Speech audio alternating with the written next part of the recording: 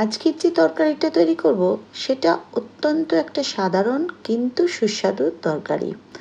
সর্ষের তেলে ৫ ফোড়ন, কাসুরি মেথি, হিং ফোড়ন দিয়ে যখন সুগন্ধ বেরিয়েছে তখন এতে দিয়ে দিয়েছি ভেজানো ছোলা। আমি অঙ্কুরিত ছোলা ব্যবহার করেছি, আপনারা শুধু ভেজানো ছোলাও ব্যবহার করতে পারেন।